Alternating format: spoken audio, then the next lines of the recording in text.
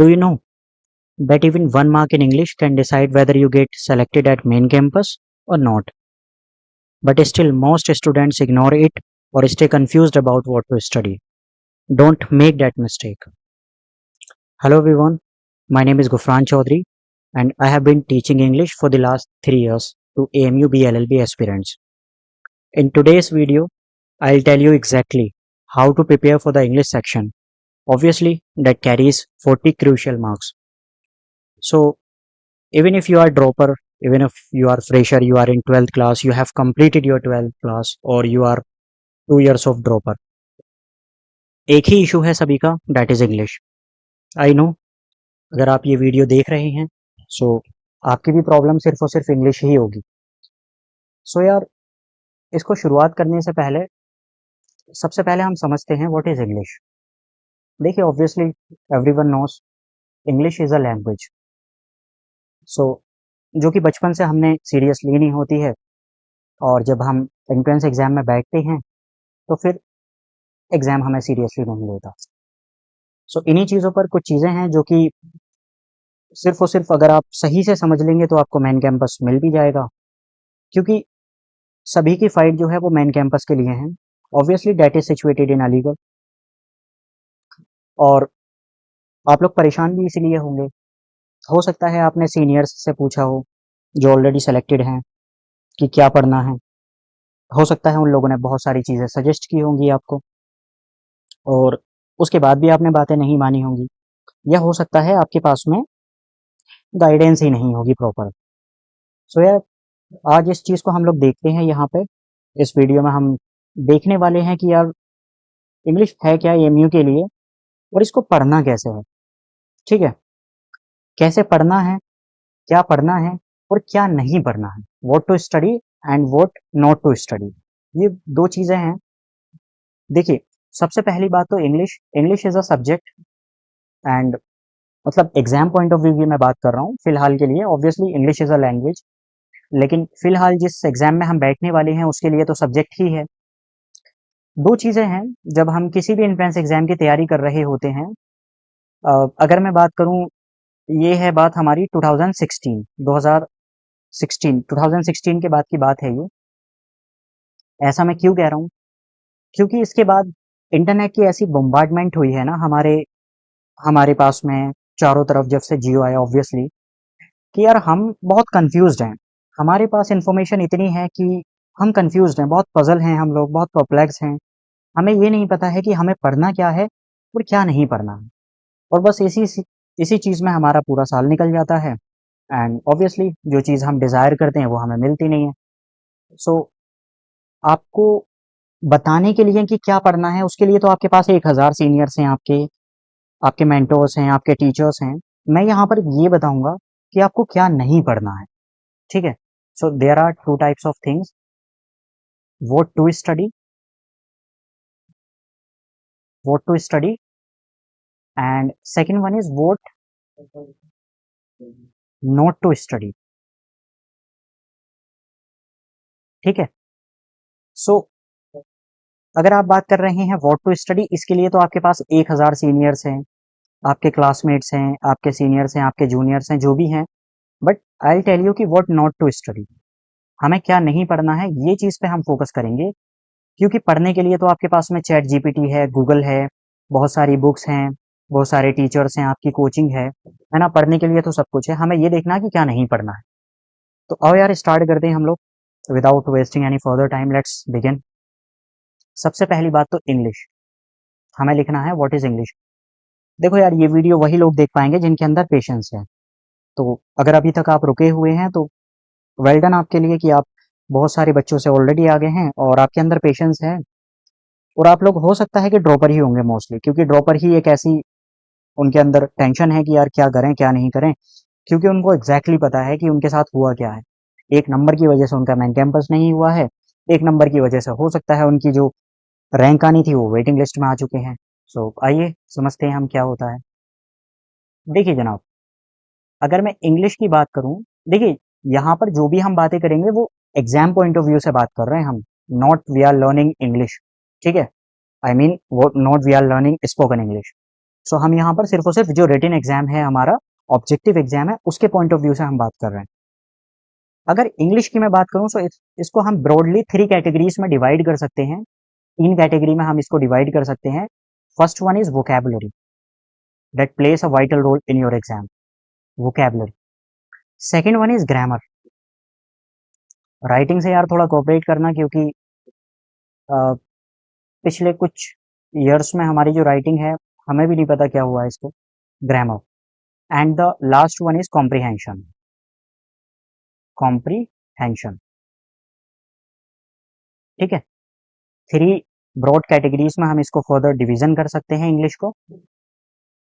और यहाँ पर जो भी हम बात करने वाले हैं, एक बात जहन में रखना कि हम we are talking about AMU। हम किसके पॉइंट ऑफ व्यू से हम बात कर रहे हैं? AMU, BALLB, BALLB and JMI। ठीक है, JMI BLLB और AMU BLLB, इनकी बात कर रहे हैं हम यहाँ पे। सो हमने देखा कि इंग्लिश जो है उसको हम 3 कैटेगरी में डिवाइड कर सकते हैं। सबसे फर्स्ट वन इज है vocabulary, and second one is grammar, and the last one is comprehension.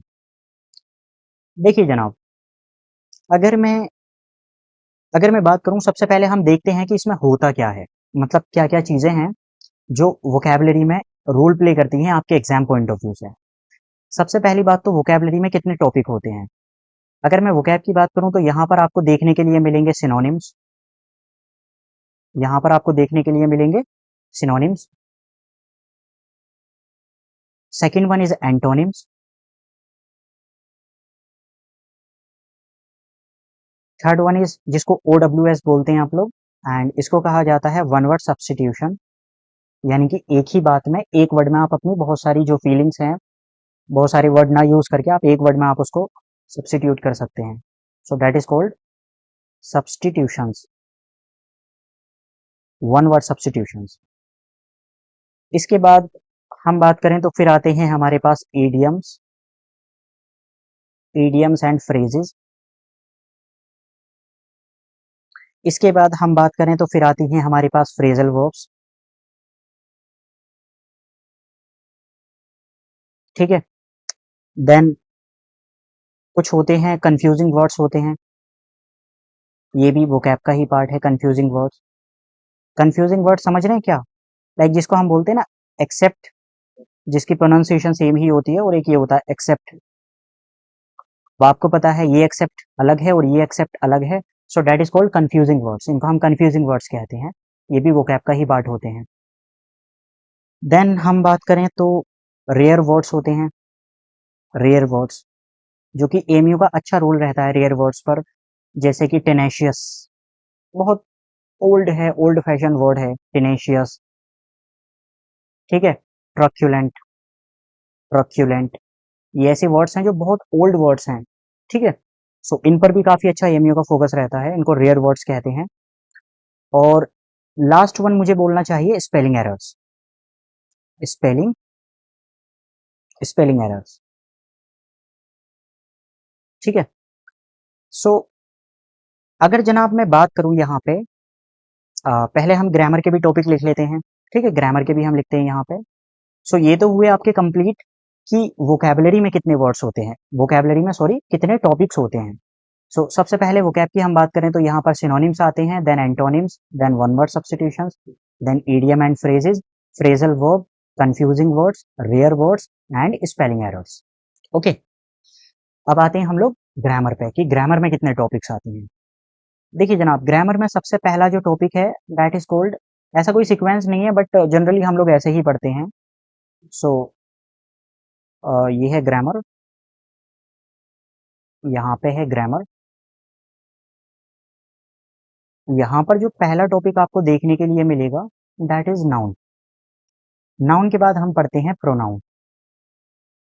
ठीक है, noun, pronoun, and third one is जिसको हम डेटर्मिनर्स कहते हैं, डेटर्मिनर्स।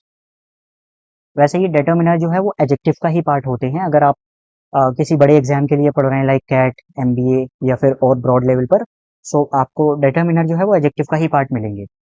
सो इसके बाद हम लिख लेते हैं एडजेक्टिव। इसका ही पार्ट है। इवन आर्टिकल भी एडजेक्टिव का ही पार्ट होते हैं। सो एडजेक्टिव हुआ हमारा। इसके बाद है जिसको हम टेंस कहते हैं, time and tense. Tense, then we can say modals, modals, then conditional sentences. अगर तुम पढ़ाई करो तो तुम पास हो जाओ, 3 टाइप्स की कंडीशन आपने पढ़ी होगी ना, so that is called conditional sentences. यहाँ मैं फिलहाल कंडीशनल्स लिख देता हूँ। इसके बाद हमारे पास आती है वर्ब, इसके बाद है वर्ब, देन है वर्ब एडवांस, वर्ब एडवांस। इसके बाद हम बोलें तो हो जाएगा वॉइस, हो जाएगा वॉइस। के बाद नरेशन, डायरेक्ट इनडायरेक्ट जिसको कहा जाता है। वॉइस होती है जिसको एक्टिव पैसिव कहते हैं। कॉम्प्रीहेंशन का यहाँ पे पार्ट नहीं लिख रहा हूँ, तो ये भी ग्रामर का ही है, कभी इसको आप कॉम्प्रीहेंशन समझो, ये भी ग्रामर है। नरेशन के बाद प्रीपोजिशन, प्रीपोजिशन जिसका बहुत अच्छा रोल है एएमयू में, एएमयू बीएलएलबी में स्पेशली। प्रीपोजिशंस, ठीक है। प्रीपोजिशन की भी बात हम बात करें तो ये हो जाएंगे कंजंक्शंस, कंजंक्शंस।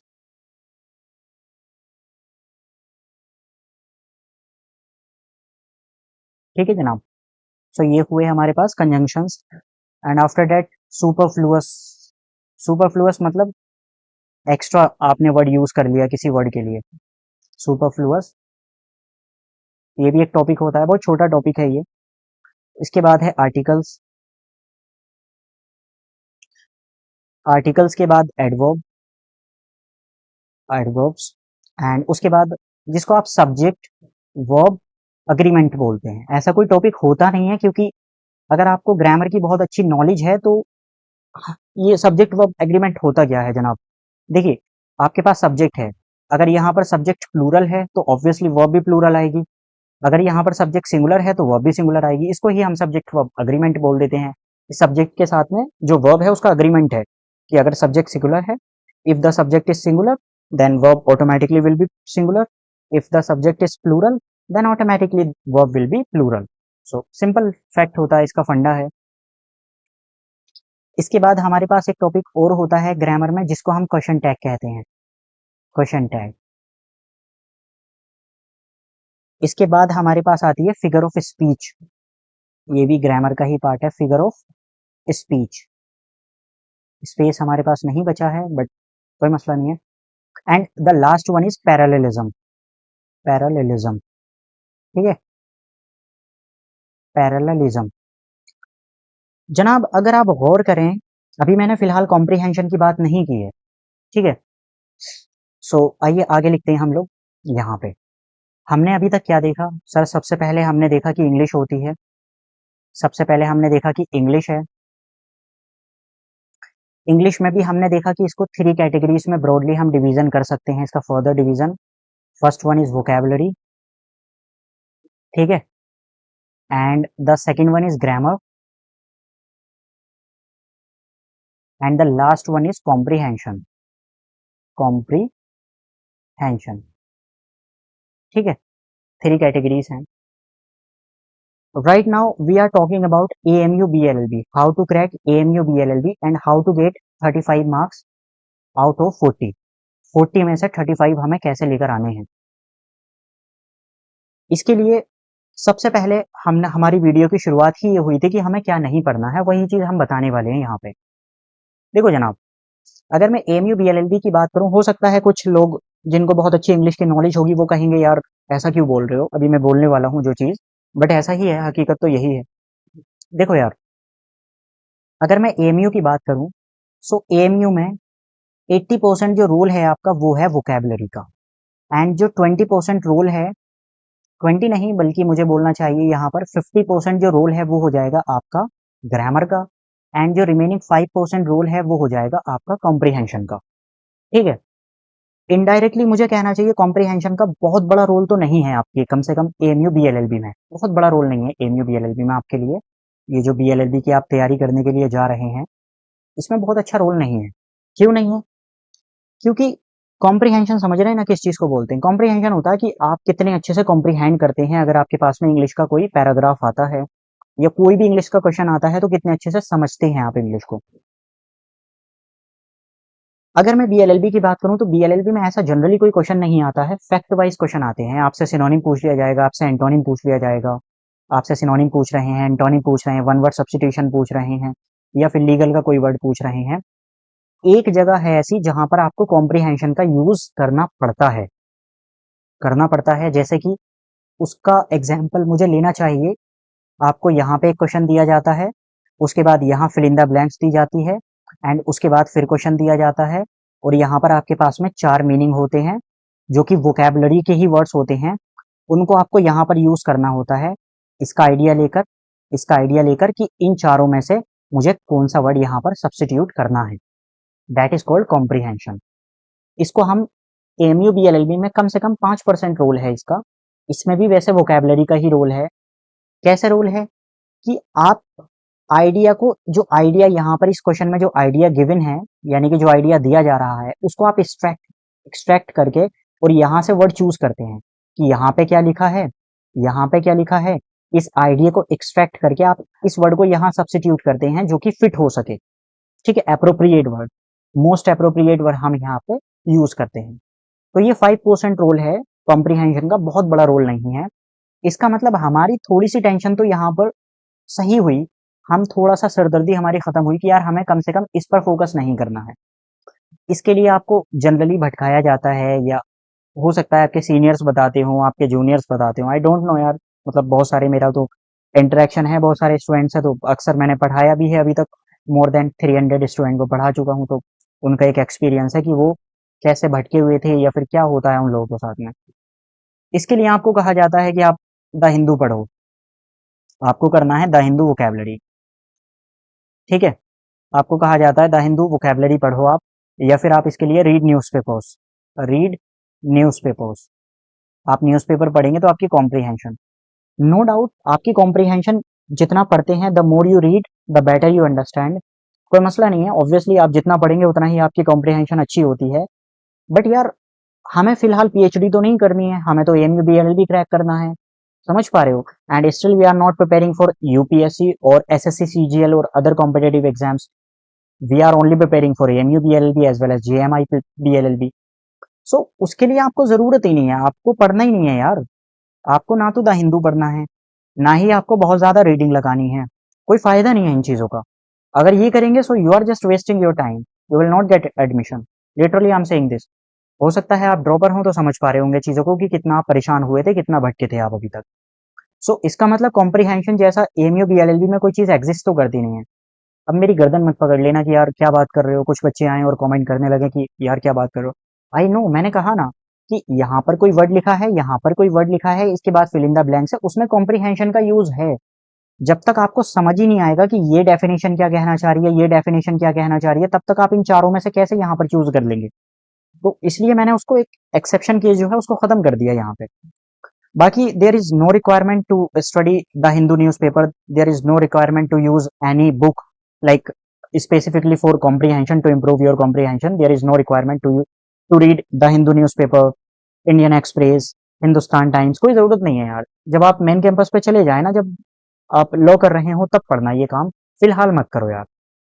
ओके, चलिए भाई। सो अब आते हैं हम लोग वोकैबुलरी पर। देखिए वोकैबुलरी के यहाँ पर हमने टॉपिक्स लिखे, कितने होते हैं? 1 synonym, antonym, one word substitution, idiom phrases, phrasal verb, confusing words, rare words and spelling errors. That means 1, 2, 3, 4, 5, 6, 7, 8। 8 topics हैं हमारे पास में जिनको हम एएमयू बीएलएलबी में पूछा जाता है। अब हमारा टॉपिक की शुरुआत ही वही थी कि क्या नहीं पढ़ना है। देखिए जनाब, मैं कहूंगा सबसे बेवकूफ इंसान या सबसे बेवकूफ बच्चा वो है जो एंटोनिम पढ़ता है, क्योंकि एंटोनिम जैसी कोई चीज ही नहीं है। मतलब है तो एंटोनिम मतलब उल्टा किसी चीज का, अगर सीधा है तो उल्टा भी होगा, जाहिर सी बात है।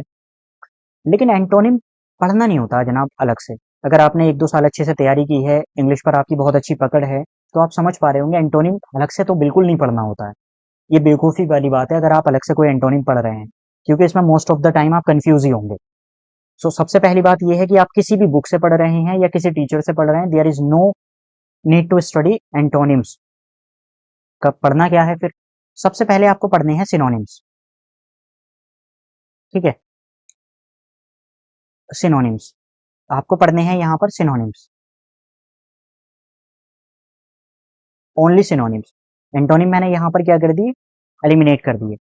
उसके बाद वन वर्ड सब्स्टिट्यूशन। अच्छा, वन वर्ड सब्स्टिट्यूशन आपको बहुत ज्यादा मिलेंगे, लेकिन लिमिटेड होते हैं, जैसे कि लास्ट में लोजी आता है जिनके, या क्रेसी आता है, अरिस्टोक्रेसी, प्लूटोक्रेसी, डेमोक्रेसी, ठीक है, लॉजी होता है। सो ये वाले वर्ड आपको पढ़ने होते हैं, फिलोलॉजी इस टाइप के। इसको बोलते हैं हम OWS, यानी कि वन वर्ड सब्स्टिट्यूशन, ये पढ़ने हैं। वो भी लिमिटेड हैं। अगर आपने 100 लिमिटेड 100 वन वर्ड सब्स्टिट्यूशन पढ़ लिए, these are more than sufficient for your exam. You can crack your BLLB easily with good marks. Okay. इसके बाद है हमारे पास इडियम एंड फ्रेजेस। बिल्कुल, इडियम, अगर इडियम एंड फ्रेजेस की मैं बात करूं, इडियम, इडियम्स एंड फ्रेजेस,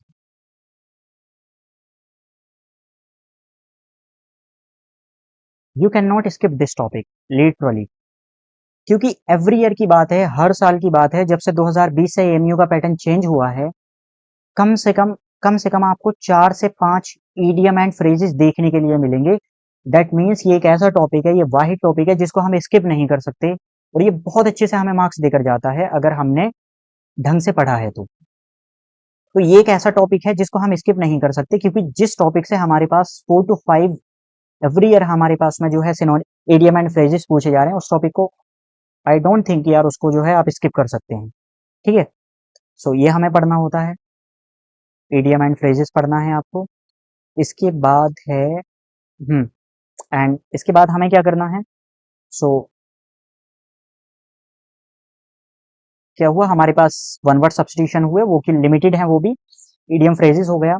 हाँ, फ्रेजल वर्ब है, आपको ये फ्रेजल वर्ब दिखाई दे रहा होगा टॉपिक। यार मैं ये कहूंगा कि फ्रेजल वर्ब को पढ़ने की तुम्हें कोई जरूरत नहीं है, अगर आप सीरियसली एमयू की प्रिपरेशन कर रहे हैं। एक बच्चे तो वो हैं कि बस फॉर्म भर दिया यार, ठीक है, फॉर्म भर दिया होगा तो ठीक है, वरना बीए में एडमिशन ले लेंगे। एक बच्चे वो है, नहीं यार कुछ भी हो जाए, मुझे तो लॉ ही करना है। तो जिनको लॉ करना है उनको फ्रेजल वर्ब करने की जरूरत नहीं है। क्यों मैं ऐसा कह रहा हूँ, मैंने शुरू में ही कहा था हमारा टॉपिक ये है कि क्या नहीं पढ़ना है, और अगर आप वो हैं कि मुझे बस बता दो तो भाई ये हैं सारे टॉपिक, आप इसको इसके नोट डाउन करो और पढ़ लो, ठीक है, पढ़ते रहो आप आराम से, कोई मसला ही नहीं है। तो मैं तो उनके लिए आया हूँ जो नहीं पढ़ना है, जिनको मैं कहूंगा आपको जो फ्रेजल वर्ब है उनको पढ़ने की जरूरत नहीं है। क्यों मैं ऐसा कह रहा हूँ, अगर आपने फ्रेजल वर्ब पढ़ी है तो आपने देखा होगा यार, एक फ्रेजल वर्ब होती है उसके कई कई, जैसे एक मीनिंग है, कॉल है, अब ये कॉल आउट बन जाएगा, इसका अलग मीनिंग है, कॉल ऑफ बन जाएगा, इसका अलग मीनिंग है, कॉल ऑन बन जाएगा, इसका अलग मीनिंग है, कॉल अपोन बन जाएगा, इसका अलग मीनिंग है। कभी कभी ऐसा होता है कि ये जो कॉल ऑफ है इसके भी दो दो तीन तीन मीनिंग निकल कर आ रहे होते हैं, समझ पा रहे हो। ये बहुत कंफ्यूजिंग टॉपिक है और बहुत टाइम कंज्यूम करता है ये। दूसरी बात, हमारे जहन में ज्यादा रहता भी नहीं है। तीसरी बात ये है, एएमयू में बहुत अच्छा वेटेज भी नहीं है इस टॉपिक का। अगर आप चाहें तो इसको स्किप कर सकते हैं, मैं तो ये कहूंगा, चाहे आप कहीं से भी पढ़ रहे हैं यार, you can skip this topic easily, there is no need to study this topic. Okay, इसको पढ़ना नहीं है, कोई जरूरत नहीं है इसको पढ़ने की। फिर क्या है, कंफ्यूजिंग वर्ड्स हैं।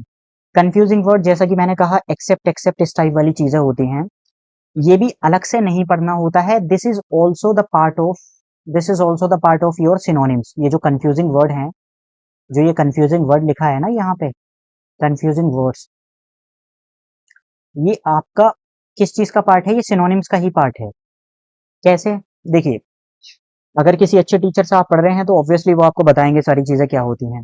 जैसे कि मैं एक वर्ड लेता हूँ, कंफ्यूजिंग वर्ड होता क्या है, जैसे कि ये है, उम्म, हम ये ले लेते हैं, पोस्पी। एक होता है वर्ड पोस्पिकेशियस, CIOUS, पोस्पिकेशियस। एक होता है पोस्पिक्यूअस। सो इसको बोलते हैं हम, जो कंफ्यूजिंग वर्ड्स है, इसका एक अपना मीनिंग है, इसका एक अपना मीनिंग है। जैसे कि एक वर्ड है अडोन, है ना, पता होगा डेकोरेट करना। एक होता है adore, deep love, to love very much. इसको हम कंफ्यूजिंग वर्ड्स की कैटेगरी में डालते हैं। सो अगर आप थोरोली, केयरफुली सिनोनिम्स अच्छे से पढ़ रहे हैं, जिसको मैं सिनोनिम्स भी नहीं कहता हूँ, जिसको मैं वोकेबलरी ही कहता हूँ, कि आप अच्छे से वर्ड्स की आपके पास नॉलेज है, तो ये ऑटोमेटिकली कवर अप कर लेंगे आप, क्योंकि सारे ही वर्ड जब आएंगे तो यहाँ पर सब आपके कवर होते रहेंगे, तो इसको भी अलग से नहीं पढ़ना होता है। कभी पता लगे, क्योंकि अक्सर आप बुक्स में देखेंगे अलग से दिए होते हैं कंफ्यूजिंग वर्ड्स, कोई जरूरत नहीं है कंफ्यूज होंगे फालतू में। जहां पर जैसे जैसे ये वर्ड्स आते रहे वैसे ही आपके अगर मेंटोर अच्छे हैं या किसी भी टीचर से पढ़ रहे हैं, वो जनरली पढ़ाते ही हैं टीचर्स इनको। रेयर वर्ड्स, रेयर वर्ड्स का बहुत अच्छा रोल है। जब आप जब आप वोकेबलरी जो मैं बता रहा हूँ सिनोनिम्स पढ़ेंगे तो ऑटोमेटिकली आपके रेयर वर्ड्स भी यहाँ पर क्या हो जाएंगे, कंप्लीट हो जाएंगे। And the last one is spelling errors. जनाब इस स्पेलिंग एरर का ना बहुत अच्छा रोल है। मतलब मैं क्या ही कहूँ कि ये जो स्पेलिंग एरर है, ये जो स्पेलिंग एरर है इसको स्किप नहीं कर सकते आप, इनको स्किप नहीं कर सकते। क्योंकि लास्ट ईयर की बात है जो 2024 वाला था, उसमें 4 क्वेश्चन आए थे स्पेलिंग एरर से। 2025 में भी आई थिंक 2 या 3 क्वेश्चन हैं स्पेलिंग एरर से। इसका मतलब ये टॉपिक पहले एमयू का बहुत ज्यादा ध्यान नहीं था इस पर, लेकिन हाल फिलहाल से 1-2 साल से जो है ना बहुत अच्छे से इनका फोकस है इस पर। इसको भी अलग से नहीं पढ़ना है। जब भी आप पढ़ रहे होंगे, सिनोनिम्स पढ़ रहे होंगे, वहां पर ही आपने करना होता ये है कि आप 2 से 3 बार जो भी वर्ड है सबसे पहले तो उसको लिख लिख कर देखो। जैसे एक वर्ड है अकोमोडेट, सो ये है, ठीक है, अकोमोडेट। अब इसमें क्या करेंगे, कभी तो आपका एम स्किप कर देंगे, कभी आपका सी स्किप कर देंगे। ये चीजें ही जैसे कि यहाँ हो जाएगा फ्रीवलस, ठीक है, LOUS फ्रीवलस। सो हो सकता है आपसे ये कर दिया जाए कि फ्रीवलस LI, ठीक है। उम, इसकी जो स्पेलिंग एरर है वो कैसे बना देंगे, मतलब आप समझ पा रहे होंगे। हो सकता है यहाँ ओ की जगह जो है वो ई बना दें या कुछ भी हो सकता है। सो जो भी आप वर्ड्स पढ़ रहे होते हैं उनको ही अगर आप केयरफुली उनकी स्पेलिंग को देख रहे हैं, जहन में है आपके, तो अलग से पढ़ने की तो जरूरत ही नहीं है स्पेलिंग एरर्स को भी। सो आई होप कि यार कंफ्यूजन क्लियर हुई होगी कि यार हमें सिर्फ और सिर्फ सिनोनिम पे ही ध्यान देना है। अगर आपने ये अच्छे से पढ़े हैं, आपके automatically one word substitution cover हो जाते हैं, ठीक है, ऑटोमेटिकली कंफ्यूजिंग वर्ड कवर हो जाते हैं, ऑटोमेटिकली आपकी स्पेलिंग एरर, एक चीज पढ़ने से आपकी 3 चीजें यहाँ पर कवर हो जाती हैं, ठीक है। अच्छा, दूसरी बात है कि ईडियम एंड फ्रेजेस की हम बात करें। ईडियम एंड फ्रेजेस एएमयू का अभी तक जो फोकस है, अगर आपको 900 ईडियम एंड फ्रेजेस पता है जो कि एक्सट्रीमली इंपॉर्टेंट हैं, जो जनरली एसएससी में पूछे जाते हैं, सो आप कोई भी ये 4 या 5 क्वेश्चन जो है ना वो जैसे तैसे करके एलिमिनेट करके आप इजीली इसको सॉल्व कर देंगे। सो आपको सिर्फ और सिर्फ 900 ही करने हैं। अच्छी बात यह है, इसको पढ़ने के बाद कम से कम इसकी प्रैक्टिस जरूर कर लेना। जैसे कि एक इडियम होता है all eyes, all eyes means watching carefully.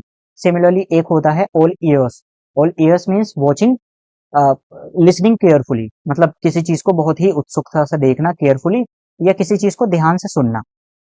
इस टाइप के इडियम जिनको हम कहते हैं इडियम एंड फ्रेजेस, अगर आपको 900 की नॉलेज है, so you can easily solve 4 और 5 questions in AMU. Easily you will score 4 और 5 मार्क्स, ठीक है। इसमें बहुत ज्यादा टफ है नहीं है, बस आपको टाइम ज्यादा लगेगा यार रिमेंबर करने में ना, इन चीजों को पढ़ने में बहुत टाइम लगेगा। सो 900 है, दैट इज इनफ। अच्छा, रही बात सर इसके लिए बता दीजिए, इसके लिए आपने क्या करना है। देखो यार, इसके लिए ये है कि जो ये वोकेबलरी है, जनरली अगर आप अच्छे से एनालिसिस करना जानते हैं, आपको रिसर्च आती है टॉपिक्स पे, तो आपको पता होगा कि 1800 टू 1900 वर्ड की अगर आपको वर्ड पावर मतलब आपकी अच्छी है, नॉलेज है, सो ऑटोमेटिकली आप स्पेलिंग एरर भी सही कर रहे होंगे, ऑटोमेटिकली आप सिनोनिम भी सही कर रहे होंगे, ऑटोमेटिकली आप एंटोनिम भी सही कर रहे होंगे, ऑटोमेटिकली आप जो है वो वन वर्ड सब्स्टिट्यूशंस भी सही कर रहे होंगे। सिर्फ और सिर्फ आपको पढ़ना है, 18 टू 900 वर्ड्स पढ़ने हैं, एंड उसकी प्रैक्टिस बहुत अच्छे से करनी है। अगर आपने कोई वर्ड पढ़ा है तो उसकी प्रैक्टिस बहुत अच्छे से आपको होनी चाहिए कि उसको यूज कैसे करना है। भाई बात समझ में, ठीक है। चलिए ये चीज हुई। सर रही बात ग्रामर की, देखो यार, ग्रामर में पढ़ने के लिए इतने सारे टॉपिक्स हैं आपके पास में, कितने हैं आइए इसको काउंट करते हैं हम लोग। कितने टॉपिक्स हैं, 1, 2, 3, 4, 5, 6, 7, 8, 9, 10, 11, 12, 13, 14, 15, 16, 17, 18, 19 एंड 20। 20 टॉपिक मैंने लिखे हैं यहाँ पर, जनरली और भी होते हैं लेकिन उसको हमने स्किप कर दिया यहाँ पर। आप हैं, ठीक है, ये आपके बड़े भाई होंगे या आपके कोई भी कजन होंगे, रिश्तेदार होंगे। हर किसी के जहन में जब भी हम इंग्लिश बोलते हैं उसको ग्रामर समझ में आता है।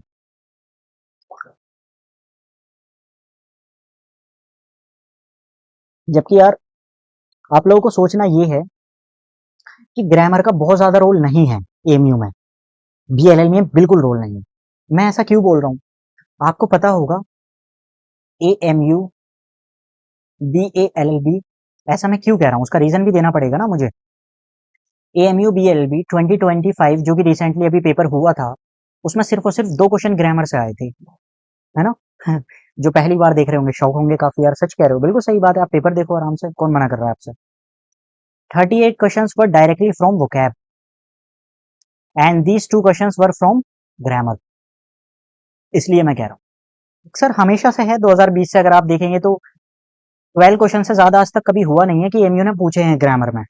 मतलब आउट ऑफ 40 इसमें से सिर्फ और सिर्फ 12 क्वेश्चन जो है वो आते हैं आपके ग्रामर से। That is why I wrote here 50%, है ना। वेटेज कितना है, 50% वेटेज है आपकी ग्रामर का। उस 50% में जो 15, आई एम सॉरी यार 15%, इन 15% में भी कुछ एक्सट्रीमली इंपॉर्टेंट टॉपिक हैं जिनको सिर्फ और सिर्फ आप पढ़ लें, आपका काम हो जाएगा, इससे ज्यादा आपने करना ही नहीं है। कौन कौन से टॉपिक हैं? सबसे पहला जो टॉपिक आता है, देखो यार ये मैंने यहाँ पे लिखा है, अब हम लिखते हैं यहाँ पर ग्रामर। सो यहाँ हम लिखेंगे ग्रामर, कि ग्रामर में आपको क्या पढ़ना है। आपको ग्रामर में क्या पढ़ना है? पढ़ने के लिए तो आपके पास में 20 टॉपिक्स हैं। मैंने आपसे क्या कहा, क्या नहीं पढ़ना है, और कम पढ़ने के बाद में आपका ज्यादा काम हो जाए। सबसे पहला जो टॉपिक आपने करना है, कहीं से भी करो, डजेंट मैटर यार, जहां मन करे वहां से करो आप, कोई मसला नहीं है। सबसे पहला टॉपिक करो आप टेंस। अगर आपने टेंस कर दिया, so tense is called backbone of grammar. अगर हम टेंस कर लेते हैं तो टेंस को ग्रामर की जो है ना वो बैकबोन कहा जाता है। देखिए टेंस अगर आपके सही हैं तो कितने टॉपिक आपके सही हो जाते हैं। अगर आपके टेंस सही हैं, सो इनडायरेक्टली जो टेंस हेल्प करने वाले हैं आपके, वो करने वाले हैं आपके कंडीशनल्स में, कंडीशनल्स में, ठीक है। अगर टेंस सही है तो आपके मॉडल्स में हेल्प करेंगे ये। अगर आपके टेंस सही है तो आपके नरेशन ऑटोमेटिकली सही हो जाएगी। अगर आपके टेंस सही हैं तो आपकी वॉइस सही हो जाएगी, जिसको हम एक्टिव पैसिव वॉइस बोलते हैं। अगर आपके टेंस सही हैं, so conditional, modals, narration, voice, and उसके बाद और भी टॉपिक है इसमें। और क्या है, थोड़ा याद करने दीजिए मुझे। टेंस हो गए हमारे, मॉडल्स हो गए, कंडीशनल हो गए, एंड वॉइस है, नरेशन है, और भी कुछ होता है, बस यही है, ऑलमोस्ट यही होते हैं, इससे ज्यादा नहीं है। सो अगर आपके जनाब टेंस सही है ना, तो इनडायरेक्टली आपकी, मतलब अगर आपको टेंस समझ में नहीं आया तो आपके कंडीशनल समझ में नहीं आएगा। अगर टेंस समझ नहीं आएगा तो मॉडल्स भी समझ नहीं आएंगे। मॉडल समझ नहीं आया तो आपके नरेशन भी समझ नहीं आएगा। और नरेशन समझ नहीं आया तो आपके वॉइस भी समझ में नहीं आएगा। आई मीन मतलब टेंस समझ नहीं आएगा तो इनडायरेक्टली ये टॉपिक कोई भी समझ में नहीं आएगा आपके। इसलिए tense is called backbone of grammar. Tense को हमेशा अक्सर जो है वो ग्रामर की बैकबोन कहा जाता है। सो सबसे पहला जो टॉपिक आपने करना है दैट इज टेंस, ठीक है। टेंस के बाद आप स्टार्ट कर सकते हैं कंडीशनल। मतलब ऐसा कोई सीक्वेंस नहीं है, जिससे भी आप पढ़ेंगे वो आपको अच्छे से बता देंगे कैसे पढ़ना होता है इन टॉपिक्स को। मैं बता रहा हूँ कि सिर्फ क्या क्या पढ़ना है। सो ये होते हैं कंडीशनल, आपको कंडीशनल पढ़ने हैं। कंडीशनल के बाद आप जो है वो नरेशन पे फोकस कर सकते हैं, क्योंकि नरेशन 2024 में तो आए थे 4 क्वेश्चन, 2025 में 0 क्वेश्चन है। 100%, मतलब 100% मुझे नहीं बोलना चाहिए यार, लेकिन लगता है मुझे कि एक बोलना चाहिए, एक लग रहा है कि अजम्पशन है थोड़ी सी, कि इस बार 2026 का जो पेपर आने वाला है उसमें ग्रामर कम से कम 10 to 12 मार्क्स की रहेगी, जिसमें नरेशन और वॉइस का बहुत अच्छा वेटेज रहने वाला है। सो एक हो जाएगा नरेशन। नरेशन के बाद आपको करना है वॉइस, ठीक है, मतलब वॉइस भी करना है। वॉइस के बाद में टेंस हुआ हमारा, कंडीशनल, नरेशन, वॉइस, और आपने करना है आपने करना है, और क्या करना है आपने, adjective, that is extremely important, ठीक है। एडजेक्टिव, प्रपोजिशन, इसको नहीं स्किप किया जा सकता। प्रपोजिशंस, प्रपोजिशंस आपको पता होगा 2 टाइप की प्रपोजिशन होती हैं जो कि अक्सर एएमयू में पूछा जाता है। एक होती है जनरल प्रपोजिशन, जनरल। एक होती है फिक्स्ड प्रपोजिशन, जिसको हम फिक्स प्रपोजिशन बोलते हैं। सबसे ज्यादा जो वेटेज है एएमयू में वो फिक्स प्रपोजिशन का ही है। हर साल की बात है, आपको 3 to 4 क्वेश्चन जो है वो प्रपोजिशन से देखने के लिए मिलेंगे, सबसे ज्यादा वेटेज है। तो अगर आप पढ़ रहे हैं तो प्रपोजिशन में मतलब रिलेशन किसी टॉपिक का नहीं होता है, आप इनडायरेक्टली इसको पढ़ सकते हैं। सो मैं कहूंगा कि सबसे पहले जहां भी आप पढ़ें, कहीं कोचिंग कर रहे हो, सबसे पहले उन सर से बोलिए कि सर हमारी शुरुआत जो है वो प्रिपोजिशन से कीजिए, क्योंकि हमें हमें वो नहीं देखना यार कि यार और टॉपिक से कितने क्वेश्चन आ रहे हैं, हमें ये देखना कि यार जहां पर हम कम एफर्ट करके ज्यादा से ज्यादा हमें हमें कम इनपुट देना है, आउटपुट हमें ज्यादा निकालना है। क्योंकि हमें यार ना तो मास्टरी करनी है, ना हमें पीएचडी करना है, ना ही हमें अंग्रेज बनना है इंग्लिश का। हमें सिर्फ और सिर्फ फिलहाल के लिए एएमयू बीएलएलबी क्रैक करना है, और हमें मेन कैंपस चाहिए कैसे भी करके। ठीक है, तो उसके लिए हमें ऐसी चीजें हमें देखनी है जो फिक्स हैं, जो सर्टेन है, जो कि आना ही आना है। दुनिया इधर से उधर हो जाए, बट ये टॉपिक आने ही आने हैं। ठीक है। अच्छा, इसके बाद एक टॉपिक पहले से बहुत ट्रेंडिंग में नहीं था, बट इस बार ही हुआ है। उसका रीजन ये है कि बीए जो एमयू बीए पेपर आया था 2025 का, उसमें 3 क्वेश्चन पूछे गए थे, and that is figure of speech. तो एक एक्स्ट्रा टॉपिक ये है आपके लिए, फिगर ऑफ स्पीच, जो कि आपने 10th में पढ़ा होगा। सिमिली क्या होता है, मेटाफोर क्या होता है, ऑक्सीमोरोन क्या होते हैं, है ना? ये सब चीजें जो हैं, अलिटरेशन क्या होता है, हाइपरबोली किसको बोलते हैं, ये टॉपिक हैं जनाब। अगर आपने सिर्फ और सिर्फ ये टॉपिक्स कर लिए हैं ना, कौन कौन से, सिर्फ tense, conditional, narration, voice, adjective, preposition and figure of speech, 1, 2, 3, 4, 5, 6 and 7, आपका समझिए कि 14% काम आपका हो चुका है। आपको कोई जरूरत नहीं है कुछ भी पढ़ने की। सर क्या मतलब? देखिए बात ये है, आपको ज़रूरत ही नहीं है नाउन पढ़ने की, प्रोनाउन पढ़ने की, डिटर्मिनर पढ़ने की, आपको मॉडल पढ़ने की ज़रूरत नहीं है, वर्ब पढ़ने की, एडवांस भी नहीं। उसके बाद में आपको कंजंक्शन पढ़ने की ज़रूरत नहीं है, सुपरफ्लुअस नहीं, आर्टिकल नहीं, एडवर्ब नहीं, सब्जेक्ट वर्ब एग्रीमेंट। आप ऑटोमेटिकली जब टेंस पढ़ेंगे तो उसी में ये कवर हो जाता है ये टॉपिक। क्वेश्चन टैग नहीं, पैरेललिज्म नहीं, कुछ नहीं पढ़ना है, सिर्फ और सिर्फ आपको ये पढ़ना है। ठीक है, ओके। अच्छा, कुछ बच्चे होंगे कहेंगे यार क्यों मना कर रहे हो? तो भाई पढ़ते रहो, कौन मना कर रहा है आपसे? पढ़ो ना आराम से, बहुत टाइम है आपके पास में, पढ़ते रहो, कोई मना थोड़ी कर रहा है यार। मुझे तो बताना उनको है जिनको ये है कि यार क्या पढ़ना है मुझे। तो ये चीजें थी। ठीक है। अच्छा, इसके बाद कॉम्प्रीहेंशन, हम सबसे पहले हम पार्ट स्किप कर चुके हैं, कॉम्प्रीहेंशन को हमने स्किप कर दिया पहले ही। ओके। तो मुझे लगता है कि यार समझ में आई होंगी चीजें कि क्या पढ़ना है और क्या नहीं पढ़ना है। सिर्फ और सिर्फ 2 पार्ट्स पे आपको फोकस करना है। उसमें भी हमें देखना है कि क्या क्या पढ़ना था, कंडीशनल वगैरह हम देख लेंगे। एक एक डाउट और होगा आप लोगों का, सर एक बात बताओ, इतनी सारी चीजें तो आपने बता दी हैं, है ना? इतनी सारी बातें बता दी हैं। आप अगर ये भी बता देंगे कि यार कहाँ से पढ़ें, क्या कोई ऐसी बुक बता दीजिए, क्या बता देंगे, तो यार मजा आ जाएगा, फिर तो 4 चांद लग जाएंगे तैयारी में। अगर आप ये और बता देंगे क्या पढ़ना है, इतना तो बता दिया। अगर कोई इंसान ये बता सकता है क्या पढ़ना है, तो ऑब्वियसली उसको ये भी पता होगा कहाँ से पढ़ना है ना? तो चलो यार, आओ देखते हैं उसको। सबसे पहले, जब भी मैं इंग्लिश पढ़ा रहा होता हूँ, जो बैच होता है हमारा, उसमें मेरा पहले दिन से फोकस रहता है हर एक बच्चे पर। और आप लोग भी, अगर आप लोग अली फाउंडेशन से अवेयर नहीं है, तो मैं प्रमोशन नहीं कर रहा हूँ फिलहाल यहाँ पे, बट फर्स्ट टाइम है जो मैं बता रहा हूँ इस बारे में। सो आप भी वहाँ अली फाउंडेशन का टेलीग्राम ग्रुप पर जाइए, और आपको क्या मिल जाएगा। हम्म पहले, सबसे पहले हमें क्या देखना था, क्या पढ़ना है। देखो यार, प्रीवियस ईयर क्वेश्चन पेपर्स, इतना इतना ज्यादा वेटेज है ना in previous year question papers का। मतलब सिर्फ और सिर्फ इंग्लिश की ही मैं बात करूं, सो कम से कम 7 to 8 क्वेश्चन आपको रिपीटेड मिलेंगे पीवाईक्यू से। डायरेक्टली 7 to 8 क्वेश्चन मिल जाएंगे।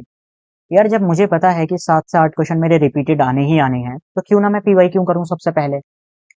दूसरी बात यह है, जिस इंसान की पीवाईक्यूएस पे अच्छे से कमांड है, उसको कोई भी 30+ मार्क्स लाने से कोई नहीं रोक सकता। जिस इंसान को पीवाईक्यू कहाँ से, पीवाईक्यू करने कहाँ से हैं, सबसे पहली बात यह है, पीवाईक्यू करने हैं 2003 से लेकर 2025 तक आपको पीवाईक्यू कर लेने हैं अपने। ओनली द ओनली इंग्लिश के मैं बात कर रहा हूँ, बाकी आप करें या ना करें, क्योंकि मैं इंग्लिश पढ़ाता हूँ तो मैं इंग्लिश का ही बता रहा हूँ। बाकी का मुझे नहीं पता आपको करना है नहीं करना है, बट मैं ये ज़रूर सजेस्ट करूंगा आपको, मेरी एडवाइस रहेगी कि यार 2003 से लेकर 2025 तक के पीवाईक्यू कम से कम स्किप मत करो। इसके लिए अब हम सेकंड चीज़ पर आते हैं कि अली फाउंडेशन का आप टेलीग्राम ज्वाइन करेंगे। अच्छी बात यहाँ वहाँ ये रहेगी कि हमने 2003 से 25 तक के, 2024 तक के पीवाईक्यू अपलोड करवा दिए, मतलब एक टाइपिस्ट से जो है टाइप कराकर उनको अपलोड करा दिया, तो वहां पर आपको मिल जाएंगे एक ही पीडीएफ में ये सारे क्वेश्चंस। पिछले 21 ईयर्स के इजीली अवेलेबल हो जाएंगे वहां से, तो देख लेना। हाँ, तो हमारी बात ये थी कि PYQs तो स्किप करना ही नहीं है, मतलब यार इसको नहीं छोड़ सकते आप, सब चीजें छोड़ दो, आप इसको नहीं छोड़ सकते PYQ। मैं क्यों बता रहा हूँ, देखिए पढ़ने के लिए अब आपको होगा कि यार कुछ बुक तो बताओ, बुक का नाम तो लो। हाँ मैं कह रहा हूँ ना, अभी आएंगे, बुक पर भी आएंगे, डोंट वरी अबाउट इट।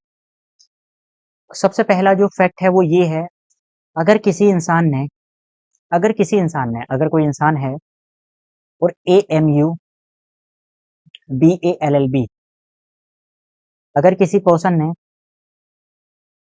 2003 से लेकर 2003 से लेकर 2003 से लेकर 2025 तक के PYQ लगा लिए हैं, GMI के भी PYQ लगा लीजिए, इंग्लिश के ओनली, यहाँ पर मैं इंग्लिश की बात कर रहा हूँ, जो इंग्लिश वाला पोर्शन होता है, GMI इंग्लिश PYQ जो लॉ में आई थी, BALLB, ठीक है। इसके बाद AMU BA 2013 से लेकर 2025 तक के इंग्लिश वाला पोर्शन, BFL आपको मार्केट में सिर्फ 2017 से मिलेंगे, 2017 टू 2025। अगर जिस इंसान ने सिर्फ ये क्वेश्चंस कर लिए ना, इट्स माय गारंटी यार, इट्स माय 100% गारंटी, आपको there is no need to study any book, कोई जरूरत ही नहीं है, मतलब ना आपको कोई किताब पढ़ने की जरूरत है, ना ही आपको कहीं से, ना आपको यूट्यूब से पढ़ने की जरूरत है, कहीं से कुछ भी पढ़ने की जरूरत नहीं है। सिर्फ अगर आपने इतना काम कर लिया ना, आपकी इंग्लिश हो जाएगी यार, 100% मैं बता रहा हूँ आपको, आपकी इंग्लिश हो जाएगी। क्योंकि इन सब में अभी तक AMU ने इतना सब कुछ पूछ लिया है ना, अगर आप इनको 1 बाय 1 करके देखेंगे तो कम से कम ये 1800 टू 2000 वर्ड मिलेंगे अभी तक इन सब में मिक्सचर, और यही आपकी रिक्वायरमेंट है, 2000 वर्ड ही पढ़ने होते हैं। जिस इंसान को 2000 वर्ड की वोकेबलरी पता है, आई डोंट थिंक यार वो कोई भी स्किप क्वेश्चन को स्किप करेगा या फिर किसी को छोड़ेगा किसी चीज को। तो जो चीज आपको PYQ सिखा सकते हैं ना, वो दुनिया का ना तो कोई टीचर सिखा सकता है और ना ही आपको कोई बुक सिखा सकती है मार्केट में, समझ पा रहे हैं आप। PYQ आपके सबसे बड़े प्रोफेसर हैं, सबसे बड़े टीचर हैं, जो प्रीवियस ईयर क्वेश्चन पेपर्स होते हैं, मतलब इसको स्किप ही नहीं करना है यार। ये इसलिए नहीं पढ़ना है कि आपके क्वेश्चन रिपीट होंगे, नहीं, बल्कि इसलिए पढ़ना है कि आपको समझने के लिए मिलेगा कि आपके क्वेश्चन पूछे कौन से जाते हैं, ठीक है। तो मुझे लगता है कि ये चीज हुई कि आपको PYQ तो स्किप ही नहीं करने हैं। हकीकत बता रहा हूँ मैं, जिस इंसान ने सिर्फ BLLB 2003 से 25 तक कर लिए, जामिया के इंग्लिश वाले कर लिए, AMU BA के कर लिए एंड BFL के, उसका समझ लीजिए हो गया, उसको कोई भी नहीं रोक सकता 32 टू 33 मार्क्स लाने के लिए, है ना। Easily you can score 32 to 33 marks easily, ठीक है। चलिए अब आते हैं हम लोग, सर अगर थोड़ा सा यार बुक भी बता देंगे तो मजा आ जाएगा, मतलब ठीक है यार, आओ बुक पर आते हैं हम लोग, थोड़ा सा क्या है, देखो अगर हम बुक्स की बात करें, so there are so many book there are so many books which are in market, बहुत सारी बुक्स हैं जो कि मार्केट में आपको अवेलेबल हैं। उसमें से सबसे पहली, है ना, पीछे का कुछ पता नहीं होता, बस ज्ञान देने के लिए आ जाते हैं, मतलब एस्पिरेंट्स की ही मैं बात कर रहा हूँ, टीचर्स को तो पता होता है जनरली। सबसे पहली बुक बताते हैं कि word power made easy. Word power, हो सकता है आपने खरीद भी ली हो, खुशी से मजा आया होगा आपको खरीदने में, ज्यादा महंगी नहीं मिलती, आई थिंक 150 की है या 170। Word power made easy. अगर आपने अगर आप इस बुक से पढ़ रहे हैं तो बहुत बड़ी गलती कर रहे हैं आप इस बुक से पढ़ने के लिए, ठीक है। क्यों? क्योंकि इस बुक में 3000 टू 3500 वर्ड्स हैं जो कि रिलेवेंट वर्ड हैं आपके एग्जाम पॉइंट ऑफ व्यू से। यहाँ पर ऐसा नहीं है, एक बात मैं बताऊं आपको, AMU BLL में जितने भी क्वेश्चन आते हैं, हर एक क्वेश्चन आपको इस बुक से मिल जाएगा, लेकिन आप याद नहीं कर सकते इसको 3 से 4 महीने में, ये भी गारंटी है। ये बुक किसी भी एग्जाम को टारगेट नहीं करती है, ये बुक करती है कि आपको इंग्लिश में आपको जो है ना वो प्रोफिशिएंट बना देती है ये बुक। सो जो एस्पिरेंट हैं, मतलब जो एक्चुअल में जो लोग किसी भी एग्जाम की तैयारी कर रहे हैं, इवन SSC वाले भी होते हैं, वो स्टार्टिंग में तो उनको अच्छा लगता है, लेकिन आगे चलकर इसको खत्म कर देते हैं। नो डाउट यार, ये बुक बहुत बेहतरीन है, बहुत प्यारी बुक है ये, मतलब इसकी जितनी तारीफ की जाए कम ही कम है ये बुक। ऑलमोस्ट 700 पेजेस होते हैं इसके अंदर, 700 पेजेस हैं, इतनी प्यारी बुक है इसकी। मैं बात बताऊं आपको, तो सबसे पहले आपको यहाँ पर वर्ड्स दिए जाएंगे, 10 वर्ड्स होंगे, उसके बाद उसकी एक्सरसाइज होगी, मैचिंग होगी, फिल इन द ब्लैंक्स होगी। मतलब ये बुक आपको इतनी अच्छे से प्रैक्टिस करा देती है ना कि आपको ज़हन में बैठ जाता है। अगर मैंने वोरेशियस बताया है, अगर मैं आपको वोरेशियस ये वर्ड मैंने बताया है वोरेशियस, ठीक है? तो इतने अच्छे से ज़हन में बैठ जाएगा ना आपके कि आप भूल नहीं पाएँगे इस वर्ड को। क्योंकि the more you practice the better you become at it. ये बुक अच्छा काम ये करती है कि आपको प्रैक्टिस से रूबरू करा देती है। लेकिन मैंने क्या कहा? मैंने ये कहा कि 3000 टू 3500 वर्ड्स हैं इसमें, ठीक है? 3000 टू 3500 वर्ड्स हैं, जो कि एक ह्यूमन माइंड के लिए 3 टू 4 मंथ्स में कॉम्प्रिहेंड करना दैट इज़ नॉट पॉसिबल यार। शुरू में आप पढ़ेंगे, भूल जाएँगे, पढ़ेंगे, भूल जाएँगे, पढ़ेंगे, भूल जाएँगे। ये बुक कंप्लीटली इर्रेलेवेंट है AMU, BLLB exam point of view से। हो सकता है मुझे इस पर कुछ नफ़रत भी मिले, हेट भी मिले कि यार क्या बात कर रहे हो? सही बात है यार ये। अगर आप वेस्ट करना चाहते हो टाइम तो करो यार। अच्छा, आपका हो सकता है आर्ग्यूमेंट ये हो कि सर एक हमारे सीनियर थे, उन्होंने तो यही सजेस्ट की थी, उन्होंने खुद भी पढ़ी थी। यार उन सीनियर का आपको बैकग्राउंड पता है क्या है? क्या पता उनका क्या बोर्ड रहा है, कितने इंटेलिजेंट रहे हैं, कैसा उनकी अंडरस्टैंडिंग है चीज़ों में। मैं ये ना यहाँ पर जो हम टारगेट कर रहे हैं ना 95 स्टूडेंट को टारगेट कर रहे हैं, जो कि मोस्टली सीबीएसई हैं। और सीबीएसई भी उनका ऐसा है कि बस इंग्लिश थी उनकी। इंग्लिश क्या थी उनको पता ही नहीं है खुद। समझ पा रहे हो? क्योंकि आईसीएसई वाले जो है वो जनरली रूबरू होते हैं इन वर्ड से ऑटोमेटिकली। सो उन सीनियर की बात मत लेकर आओ कि यार उन्होंने तो कहा था। अच्छा ठीक है, बहुत सारी बुक्स हैं देखो सजेस्ट करने के लिए। एक ब्लैक बुक नेम से आती है, ब्लैक बुक। हो सकता है आपके पास हो ये भी ब्लैक बुक। अच्छी बुक है, कोई मसला नहीं है, बहुत बढ़िया बुक है ये भी। एक होती है plinth to paramount, plinth to paramount, ठीक है? एक होती है एसपी बख्शी। इसको देखकर आपकी आंखों में चमक आई होगी, क्योंकि इसका ही आप लोग इंतजार कर रहे थे। एसपी बख्शी, ये बुक है, ठीक है? बहुत प्यारी बुक है, नो डाउट, बहुत अमेजिंग बुक है ये भी। सो पढ़ने को आप इन तीनों में से ब्लैक बुक भी पढ़ सकते हैं, प्लिंथ टू पैरामाउंट भी पढ़ सकते हैं, एंड एसपी बख्शी भी पढ़ सकते हैं। ज्यादा जो सजेशन रहेगा वो इसको रहेगा, है ना? इसको चाहे तो स्किप कर सकते हैं, क्योंकि इनकी भी जो चीजें हैं वो यहाँ पर मिल जाएंगी। इसमें कोशिश कीजिएगा को इसमें जो कोशिश करनी है वो कोशिश कीजिएगा कि आप ऑब्जेक्टिव वाली बुक लें इसकी, वो पढ़ना है। अब एक चीज और है, यहाँ पर भी आपको दिए होंगे एंटोनिम, एंटोनिम अलग से दिए होंगे, सिनोनिम अलग से दिए होंगे, वन वर्ड अलग से दिए होंगे। देखो यार दोस्त, मैं बता तो सकता हूँ आपको कि एसपी बख्शी बुक पढ़ लो, लेकिन एक बात बताऊं, अभी भी यहाँ पर एक चीज, एक आइडिया हिडन है कि कैसे पढ़नी है। क्योंकि इस बुक को पढ़ने के लिए भी एक तरीका होता है कि इसको हमें पढ़ना कैसे है, वो आपको पता करना पड़ेगा। वो आपके आपके जो सर होंगे, आपके जो टीचर हैं होंगे, आप उनसे पता कर सकते हैं। या इस पर एक ना एक वीडियो बनाएंगे यार, अभी अभी तो नहीं, लेकिन थोड़ा टाइम लगेगा, उसको वीडियो बनाएंगे इस पर बहुत अच्छी कि कैसे पढ़ना है इस बुक को।